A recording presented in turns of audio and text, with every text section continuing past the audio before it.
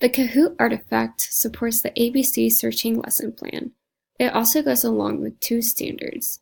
The first one is SLK1B, confirm understanding of a text read aloud or information presented orally or through other media by asking and answering questions about key details and requesting clarification if something is not understood.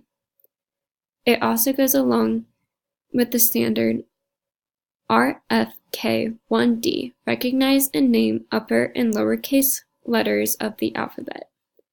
The objective is for students to be able to review what they have learned through the lessons, such as the key vocabulary words and how to search for words online using the alphabet. To use Kahoot, the students will have 60 seconds to answer each question.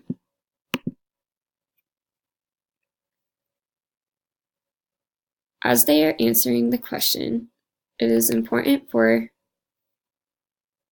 the teacher to read each question and the answers. So, you would say, what is a dictionary? And then give all of the choices. A book or website that has words arranged alphabetically, to look for something on the internet, and giving credit to the owner of an article. It's important to read all of the choices in the question for those with dyslexia, visual impairments, or other needs.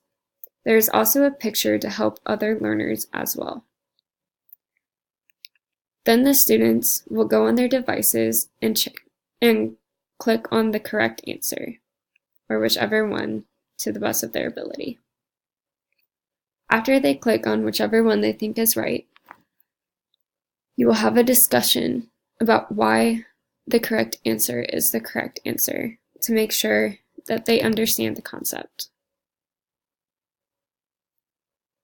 Overall, Kahoot is an engaging, effective, and efficient way for students to review the material they just learned. For example, this question is about the key vocabulary in the lesson.